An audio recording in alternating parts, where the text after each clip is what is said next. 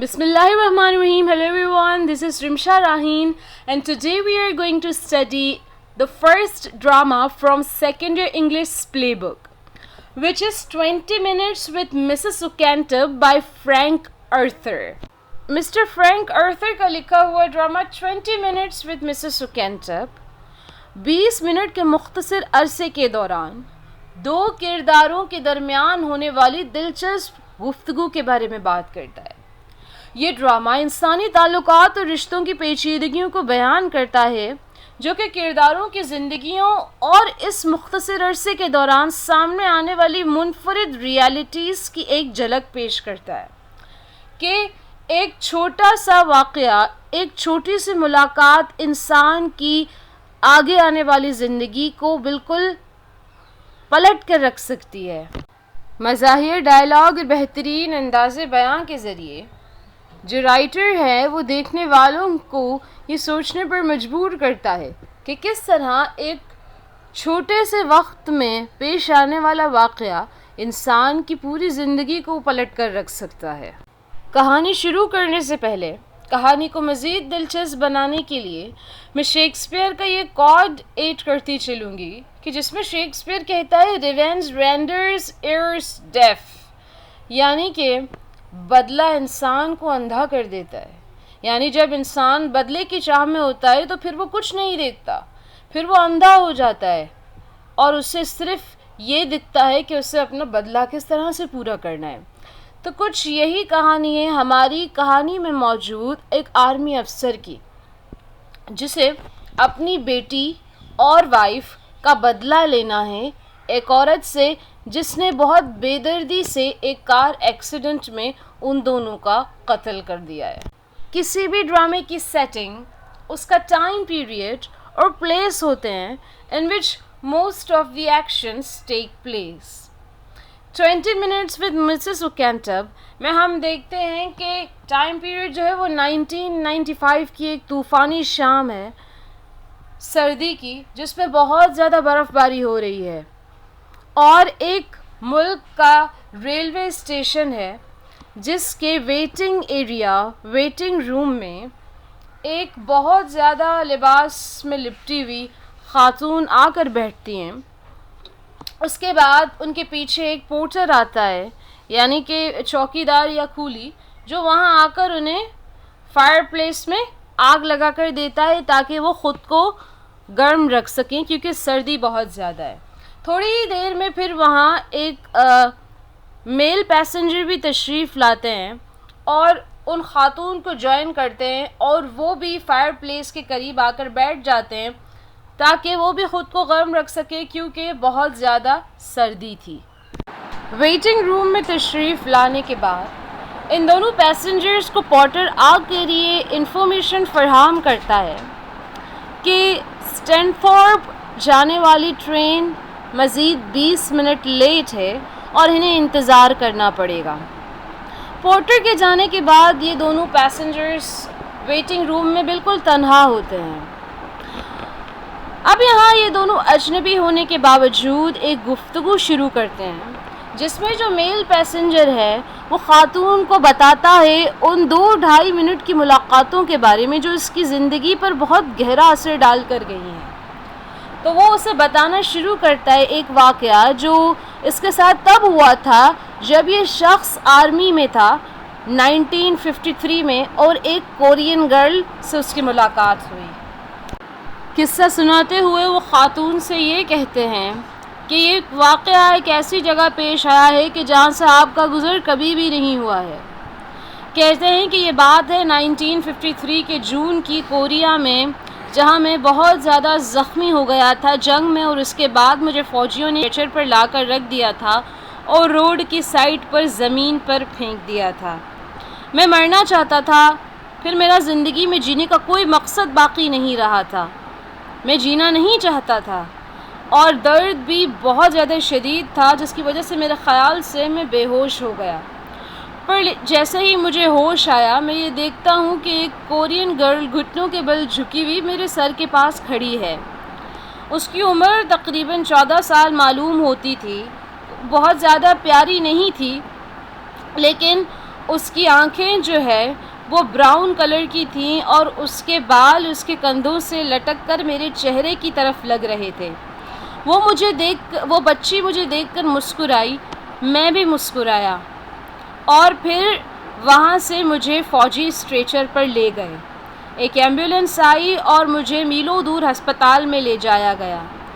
درد مزید بڑھ چکا تھا، مجھ سے اب برداشت بھی نہیں ہو رہا تھا، لیکن اب ایک کی بات تھی کہ اس کی مسکراہٹ کو دیکھ کر مجھ میں جینے کی تمنا جاگ آئی۔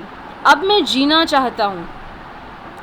اس لمحے میں مجھے یہ معلوم ہوا کہ اگر آج میری بیٹی زندہ ہوتی تو وہ کیسی لگتی۔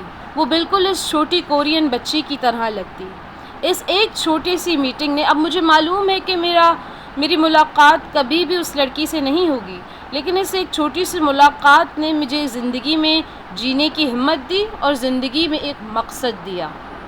اچھا students, now you can see کہ میں نے اوریجنل ٹیکسٹ بھی اب یہاں ایڈ کیا ہے تاکہ آپ لوگوں کو اوریجنل ٹیکسٹ کے ساتھ بھی تھوڑی فیملیرٹی ہو، اور ایگزامس میں جب آپ اپنے آنسرس بنائیں تو آپ اس میں اوریجنل ٹیکسٹ کا بھی تھوڑا یوز کریں، جس سے آپ کے آنسرس جو ہیں انگلش کے بہت اٹریکٹیو بن جاتے ہیں جب آپ جو ہے وہ اوریجنل ٹیکسٹ کو کوٹ کرتے ہیں اپنے آنسرز میں۔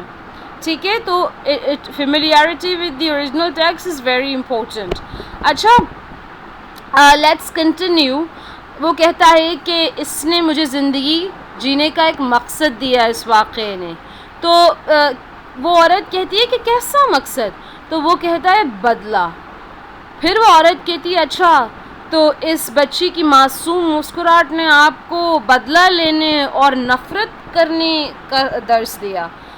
تو وہ کہتا ہے نہیں، نفرت بدلہ برا نہیں ہے، اور غلط انسان کو سزا دینا تو بالکل بھی غلط نہیں ہے۔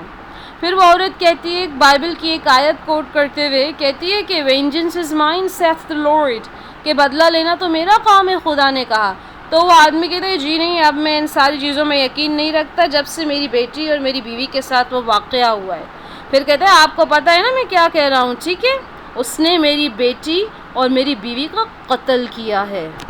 پھر وہ خاتون اس مرڈر کیس میں اپنی صفائیاں اس شخص کو دینے لگ جاتی ہے، کہتی ہے کہ نہیں بھائی، آپ کی بیٹی اور بیوی تو حادثے میں ماری گئی ہیں، ان کا کوئی قتل نہیں ہوا ہے، یہ قتل تو نہیں کہلائے گا۔ پھر اس شخص نے کہا کہ نہیں، وہ عورت نشے میں تھی اور اسٹرینتھورپ سے ساحل کے کنارے پہنچنے کے لیے گاڑی بہت تیز چلا رہی تھی۔ اس نے اپنی ایک دوست کے ساتھ یہ شرط لگائی ہوئی تھی کہ وہ 15 منٹ میں یہ راستہ طے کر لے گی، حالانکہ یہ راستہ صرف آدھے گھنٹے میں ہی طے کیا جا سکتا تھا۔ اس نے لاپرواہی سے گاڑی چلا کر اپنی صرف شرط جیتنے کی خاطر میری بیٹی اور بیوی کا بے دردی سے قتل کیا۔ وہ شخص کہتا ہے کہ وہ ایک اچھے سے بنے ہوئے علاقے میں اچھے سے بنے ہوئے روڈ پر 50 میل فی گھنٹہ کی رفتار سے گاڑی چلا رہی تھی، اور جیسے ہی وہ ایک اندھے موڑ کی طرف پہنچی تو اس نے بس کو اوورٹیک کرنے کے لیے خود کو دوسری طرف سے آنے والی لاری کے ساتھ ٹکرانے سے بچانے کے لیے، اس کے پاس سے بس 2 راستے تھے کہ یا تو وہ خود لاری کے ساتھ ٹکرا جائے اور مر جائے، یا تو پھر وہ فٹ پاتھ پر چلتے ہوئے 2 معصوم سفر کرنے والوں کو قتل کر دے۔ تو اس نے بالکل بھی نہیں ہچکچایا اور اس نے فٹ پاتھ پر گاڑی چڑھا دی اور 2 معصوم چلنے والوں کی جان لے لی، اور آج وہ تو زندہ ہے اور میری بیٹی اور میری بیوی مر گئے ہیں۔ اتفاق سے وہ چہرہ تو بھول چکا ہوتا ہے اس عورت کا، لیکن جیسے ہی وہ ویٹنگ ایریا میں آتا ہے اور اپنا جو ہے کوٹ اور ٹوپی کو بینچ کی طرف پھینکتا ہے تو اس کی نظر فوراً سے جو ہے وہ اس سوٹ کیس پر پڑتی ہے جو وہ خاتون کے ساتھ پڑا ہوتا ہے، اور اس سوٹ کیس کے لیبل پر لکھا ہوتا ہے مسز سکینٹب۔ تو یہیں سے اس شخص کو اندازہ تو ہو جاتا ہے، لیکن وہ یہ ظاہر نہیں کرتا کہ اس کا اس سے کوئی تعلق ہے، مسز سکینٹب سے کوئی تعلق ہے، وہ کچھ بھی نہیں کہتا۔ لیکن پھر جیسے ہی کانورسیشن انفولڈ ہوتی ہے، جیسے ہی پلے آگے بڑھتا جاتا ہے، تو ہم یہ دیکھتے جاتے ہیں کہ ایک ایسا مقام آتا ہے جہاں ہمیں یہ محسوس ہوتا ہے کہ اس شخص کو یہ پہلے سے پتہ تھا کہ یہ مسز سکینٹب ہے، اور پھر ہم کافی ڈائلاگز میں بھی یہ دیکھتے ہیں کہ فار ایگزامپل ایک ڈائلاگ میں وہ کہتا ہے کہ اچھا تو ہمارے پاس صرف 20 منٹ باقی ہیں، اس خاتون کو کہتا ہے، اور یہ کہتا ہے اچھا آپ وہاں رہتی ہیں، تو اسٹینتھورپ میں رہتی ہیں، تو کیا آپ مسز اوکینٹپ کو جانتی ہیں؟ پھر وہ ایک اور جملے میں کہتا ہے کہ مجھے اس کے کردار کے بارے میں تو سب کچھ پتہ ہے۔ ایک اور جملے میں کہتا ہے کہ کبھی کبھی تو انسان کی زندگی میں ہونے والی چھوٹی چھوٹی میٹنگز اس کی زندگی کی کایا ہی پلٹ کے رکھ دیتی ہیں۔ اب ان ڈائلاگز میں نا طنز بھی یوز کیا گیا ہے کہ وہ اپنے ڈائلاگز کے ذریعے جو آدمی ہوتا ہے وہ مسز اوکینٹپ کو خوفزدہ بھی کر رہا ہوتا ہے، لیکن اسے ڈائریکٹلی نہیں بتا رہا ہوتا کہ مجھے پتہ ہے تم ہی مسز اوکینٹپ ہو۔ پھر وہ اپنا ایک ڈائلاگ ریپیٹ کرتا ہے کہ کبھی کبھی جو ہے اس طرح سے چھوٹی چھوٹی ملاقاتیں انسان کی زندگی کی کایا پلٹ دیتی ہیں، جس پر وہ عورت جواباً کہتی ہے نہیں میرے تجربے میں تو کبھی ایسا نہیں ہوا۔ پھر وہ آدمی کہتا ہے کہ مجھے ہی پہلے ایسا نہیں لگتا تھا، لیکن اب مجھے پتہ ہے کہ آپ نہیں جانتے کہ آپ کے ساتھ آگے کیا ہونے والا ہے۔ ان 2.5 منٹ کی ملاقاتوں کے بارے میں ہم کبھی نہیں بتا سکتے کہ وہ کیسے انسان کی زندگی پر کتنا گہرا اثر ڈالتی ہیں۔ پھر وہ خاتون کہتی ہے اچھا تو آپ کل صبح اس کا قتل کرنے والے ہیں، آپ اس کا مرڈر کریں گے؟ تو وہ کہتا ہے کہ اچھا انصاف کرنے کے لیے مجھے نہیں لگتا کہ مجھے کل کا انتظار کرنا چاہیے، مجھے لگتا ہے کہ مجھے آج رات ہی اس کا قتل کرنا چاہیے۔ تو پھر وہ عورت ڈر جاتی ہے اور کہتی ہے آج رات؟ اب یہی وہ جگہ ہے جہاں پر the author makes it very clear کہ اب دونوں کو پتہ چل چکا ہے۔ اس آدمی کو تو پہلے سے ہی پتہ ہوتا ہے، لیکن اب کلیئر وہ آدمی ڈائریکٹ لینگویج میں وہ یہاں بتاتا ہے کہ مجھے پتہ ہے کہ یو آر مسز اوکینٹپ۔ اس سین میں ہم یہ دیکھتے ہیں کہ سب سے زیادہ ٹینشن رائٹر کریٹ کرتا ہے ڈائلاگس کے ذریعے، وہ اسی سچویشن کریٹ کرتا ہے۔ اب ہم جانتے ہیں کہ اس عورت کو بھی پتہ چل چکا ہے کہ یہ شخص پہلے سے جان چکا تھا کہ میں ہی مسز جوڈی اوکینٹپ ہوں۔ اب جو ہے وہ جیسے ہی اس عورت پر اپنی جیب سے بندوق نکالتا ہے تاننے کے لیے، وہ عورت جو ہے وہ اپنا پاسا پلٹ دیتی ہے اور اس طرح سے ایکٹنگ کرنے لگتی ہے، اپنا ناٹک ڈرامہ شروع کر دیتی ہے کہ جب سے وہ واقعہ ہوا ہے میری زندگی تو اذیت ناک بن چکی ہے، میرے لیے جینا دشوار ہو گیا ہے، اب مجھے زندگی میں کوئی بھی دلچسپی نہیں ہے اور میں تو جینا ہی نہیں چاہتی۔ تو بجائے اس کے کہ وہ اپنی جو ہے وہ اس کے پاس گڑ گڑائے اور یہ کہے کہ تم مجھے میری جان بخش دو، وہ کہتی ہے کہ بہتر یہی ہے کہ آپ مجھے مار دیں۔ وہ اپنی زندگی کی بھیک بالکل بھی نہیں مانگتی، کہتی ہے میں آپ سے اپنی موت کی بھیک مانگتی ہوں، آپ مجھے مار دیں تاکہ مجھے ذہنی سکون ملے، کیونکہ اب یہ ٹارچر بار بار وہ تصویر وہ ایکسیڈنٹ میری آنکھوں کے سامنے آتا ہے میرے دماغ میں، اور اب میں نہیں برداشت کر سکتی۔ تو وہ آدمی کہتے ہیں اچھا تو آپ کا مطلب ہے کہ اگر میں نے آپ کو مار دیا تو یہ آپ پر ایک مہربانی ہوگی، اور اگر میں آپ کو زندہ چھوڑ دیتا ہوں تو یہی میرا سب سے بڑا بدلہ ہوگا آپ سے؟ وہ کہتی ہے یس یس کل می، مار دو مجھے، جی ہاں جی ہاں۔ کہتی ہے کہ یہی میری حقیقت ہے کہ اگر تم مجھ سے واقعی نفرت کرتے ہو تو مجھے جینے کی سزا دے دو، اور اپنے گھٹنوں کے بل گر کر رو رہی ہوتی ہے اور اس کے سامنے ہاتھ وغیرہ جوڑتی ہے کہ پلیز پلیز مجھے مار دو، یہ اس کی ایکٹنگ کا لیول ہوتا ہے، اتنا زیادہ اسے اچھے سے ناٹک کرنا آتا ہے۔ پھر جو ہے وہ آدمی دیکھتا ہے کہ اسی کنڈیشن مطلب اس طرح سے وہ رو رہی بلک رہی ہوتی ہے، تو وہ یقین کر لیتا ہے اس کی بات کا اور کہتا ہے کہ تم صحیح کہہ رہی ہو، یہی تمہارے لیے سب سے بڑی سزا ہے۔ پھر وہ اپنی ریوالور کو اپنی گن کو اپنی پاکٹ میں ڈالتا ہے اور باہر چلا جاتا ہے اسے روتا ہوا چھوڑ کر، لیکن جیسے ہی وہ روم کے باہر نکلتا ہے تو وہ اپنی اصلی چہرہ اپنا دکھا دیتی ہے اور واپس بالکل چینج ہو جاتی ہے اور رونا دھونا سب بند کر دیتی ہے اور کھڑی ہو جاتی ہے۔ اور یہ بات کیونکہ وہ آرمی آفیسر ہوتا ہے، وہ چالاک ہوتا ہے، تو وہ جو ہے وہ کمرے کے باہر کچھ دیر کھڑے رہ کے پہلے اسے آبزرو کرتا ہے، لیکن یہ بات مسز جوڈی اوکینٹپ کو نہیں معلوم ہوتی۔ پھر وہ کمرے کے اندر آ جاتا ہے یہ صورتحال دیکھ کر اور غصے سے وہ اس عورت کو گولی مار دیتا ہے۔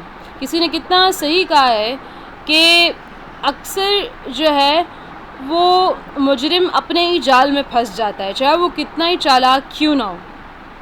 اس ڈرامہ سے ہم نے یہ سیکھا ہے کہ جو لوگ دوسروں کی زندگیوں کو مشکل بناتے ہیں، دوسروں کا جینا محال کرتے ہیں، وہ اینڈ میں ان کی اپنی زندگی بھی بہت بری ہو جاتی ہے اور انہیں ضرور سزا ملتی ہے۔ تو بغیر کسی شک کے ہم نے یہ سیکھا کہ ایک غلط کرنے والا شخص اپنے پیر پر کلاڑی خود ہی مار لیتا ہے.